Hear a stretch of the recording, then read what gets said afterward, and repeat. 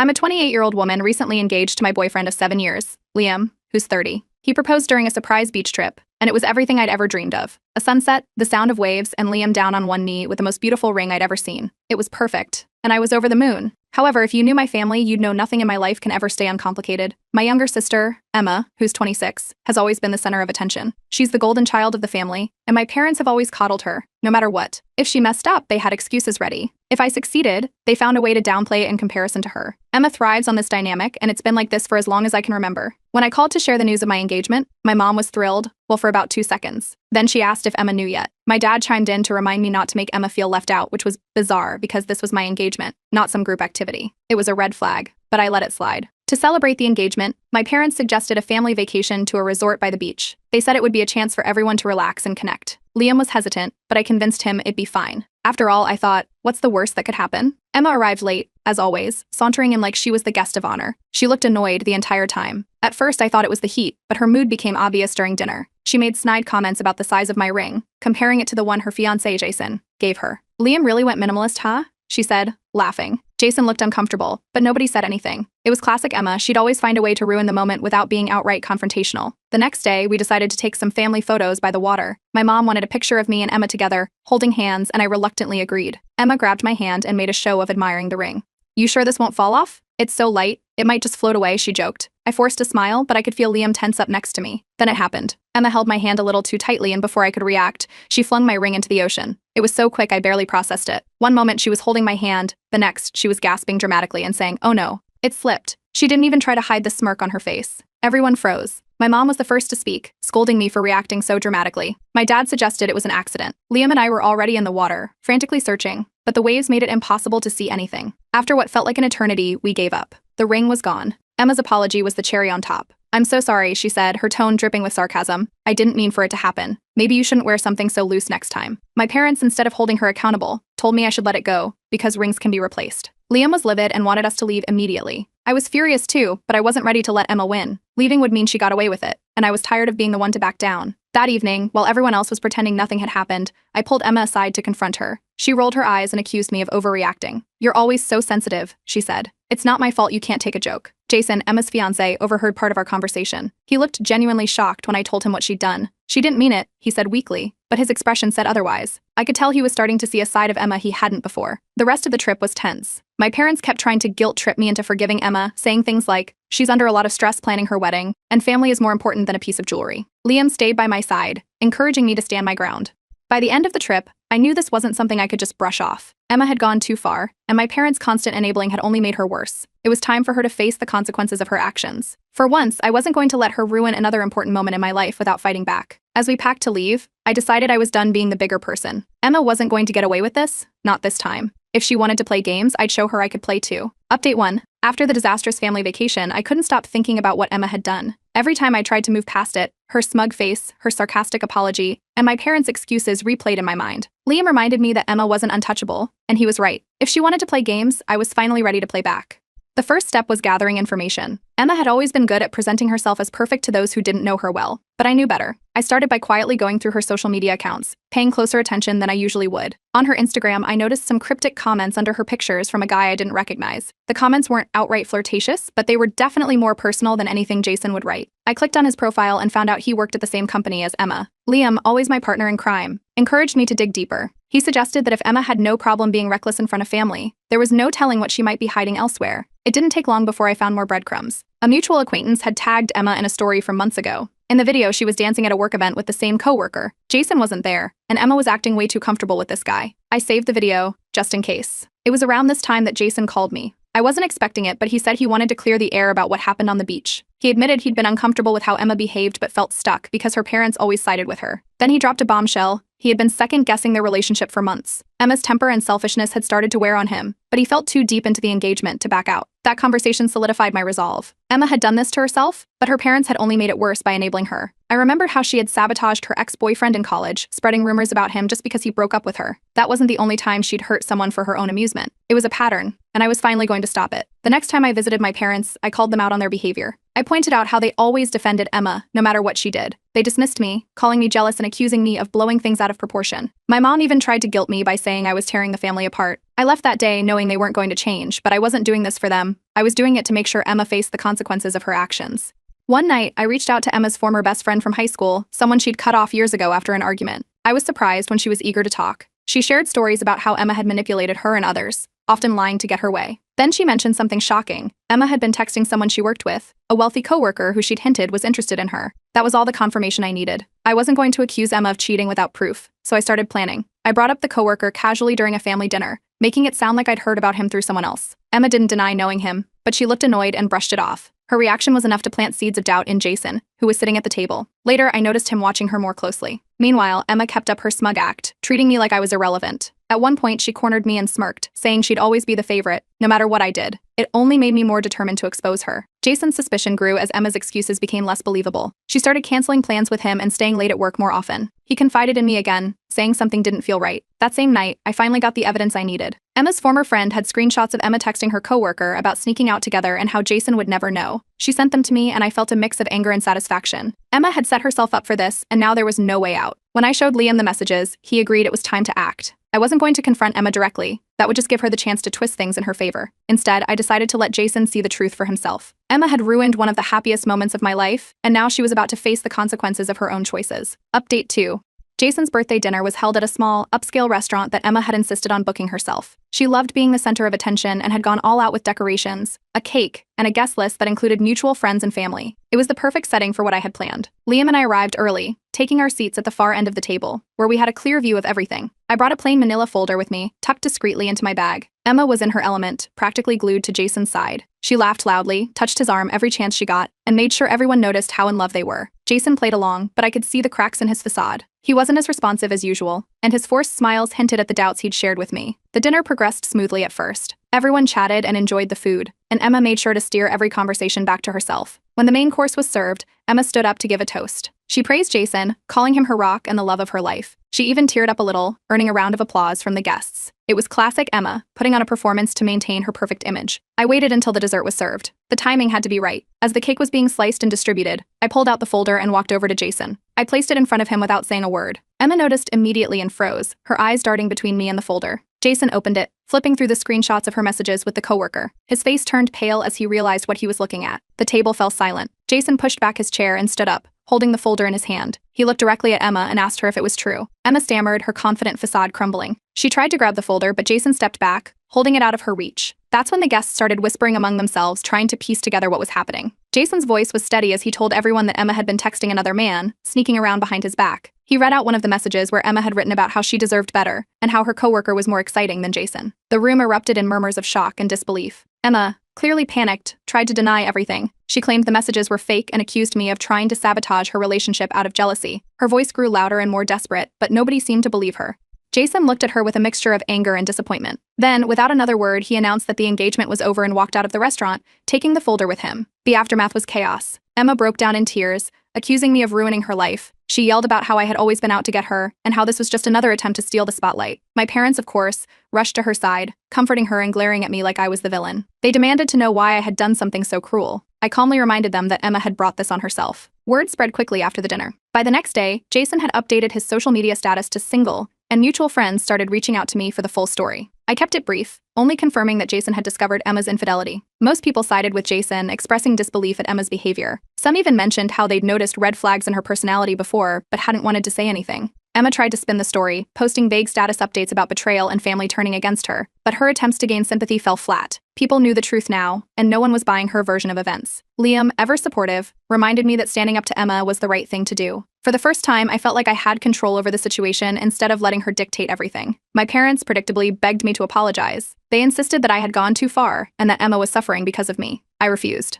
Emma wasn't the victim here, and I wasn't about to pretend otherwise. Surprisingly, several extended family members reached out to me privately, expressing their support. They admitted they'd seen Emma's manipulative side over the years but had stayed quiet to avoid drama. Knowing I wasn't alone in this gave me a sense of validation. In the days that followed, Emma became increasingly isolated. Jason blocked her on all platforms, mutual friends stopped responding to her messages, and even her coworkers began distancing themselves. It was clear she was facing the consequences of her actions, and for once, nobody was coming to her rescue. I felt a strange sense of relief as I watched everything unfold. For years, Emma had gotten away with treating people terribly, and now she was finally being held accountable. Liam and I celebrated with a quiet night at home, knowing we'd done the right thing. Emma's reign as the golden child was crumbling, and I couldn't help but feel empowered by how far I'd come. Update 3. Emma's retaliation started almost immediately after Jason ended their engagement. She crafted an elaborate story, claiming I had fabricated the evidence to ruin her life out of jealousy. She told anyone who would listen that I'd been bitter about her being the favorite and had orchestrated the entire thing to destroy her happiness. It wasn't surprising, but it was infuriating to watch her double down instead of taking accountability. Some extended family members initially believed her version of events, especially those who had always been close to my parents. They called to ask why I was so determined to cause drama. Others, however, reached out to offer their support, saying they'd always suspected Emma wasn't as perfect as she pretended to be. The divide became more pronounced when Jason made a public statement. Jason posted on social media, thanking me for bringing the truth to light. He wrote about how toxic the relationship had been and confirmed that the screenshots were real. This was a huge blow to Emma's narrative.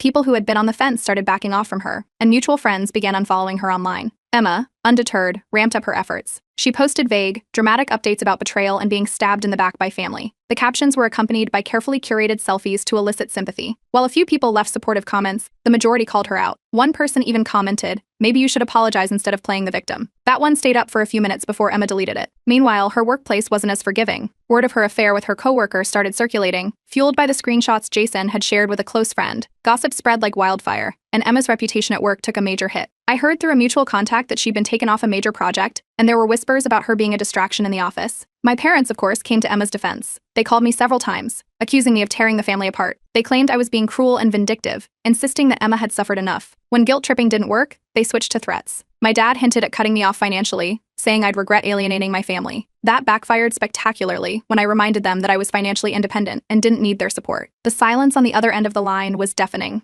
As Emma's isolation grew, she became more desperate. Jason had blocked her, mutual friends were distancing themselves, and even her coworkers were keeping her at arm's length. It wasn't long before she showed up at my apartment. She pounded on the door until I opened it, then stormed inside, yelling accusations. She demanded an apology, claiming I'd ruined her life over a petty grudge. Liam, who was in the kitchen, stepped in immediately. He calmly but firmly told Emma to leave. When she refused, he physically escorted her out, locking the door behind her. The sound of her screaming in the hallway lingered for a while before she finally left. After that confrontation, I started reflecting on how deep the dysfunction in my family ran. Emma's behavior wasn't new, it was just the latest example of a pattern that had been in place for years. My parents had always prioritized Emma, no matter what she did, and I realized how much I'd internalized their favoritism over the years. It was a hard pill to swallow, but it also reinforced my decision to stand my ground. My parents weren't ready to let it go. They issued an ultimatum: reconcile with Emma or risk being excluded from future family events. I refused. I told them that Emma's actions were inexcusable, and that I wasn't going to apologize for exposing the truth. If they chose to exclude me, that was their decision, but I wouldn't be manipulated into pretending everything was fine.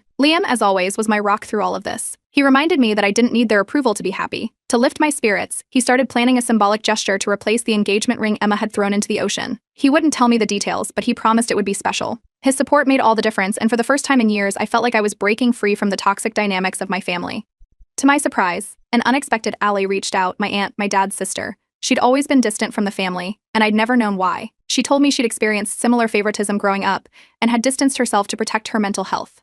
Her validation was a turning point for me. It reminded me that I wasn't alone and that standing up for myself was the right thing to do. Emma, meanwhile, continued to spiral. Her attempts to regain control over the narrative were failing, and the consequences of her actions were catching up to her. For once, she was being held accountable, and it was clear she didn't know how to handle it. As chaotic as everything had been, I couldn't help but feel a sense of relief. I wasn't just standing up to Emma, I was standing up for myself, and it felt long overdue. Update 4. A week after the fallout with Emma, I received a long message from her. It started with an apology, or at least what was supposed to look like one. She acknowledged that she might have made a mistake but quickly pivoted to blaming her actions on stress from work, wedding planning, and the constant pressure of living up to family expectations. She ended the message by saying she hoped I could find it in my heart to forgive her so we could move forward as sisters. The message was riddled with justifications and self-pity. There wasn't a single sentence taking full responsibility for what she'd done. I shared it with Liam, who read it silently before shaking his head. My close friends had similar reactions, pointing out how the message felt more like damage control than a genuine attempt to make amends. It was clear Emma was trying to patch things up for her own benefit, not because she truly regretted her actions. As expected, my parents got involved. They called me, urging me to accept Emma's apology. They framed it as a necessary step toward healing the family and restoring peace. I reminded them that Emma hadn't even apologized to Liam,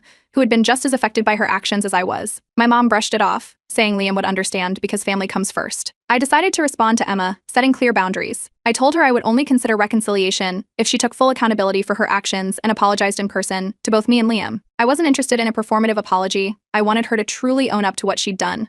Emma's reaction was predictable. She called me unreasonable and accused me of trying to humiliate her. She claimed I was holding a grudge and making her jump through hoops for no reason. When I refused to back down, my parents escalated.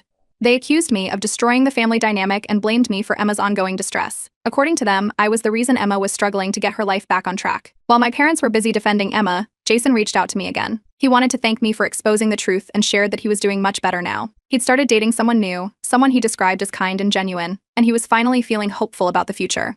Hearing that gave me a sense of closure regarding the chaos Emma had caused in his life.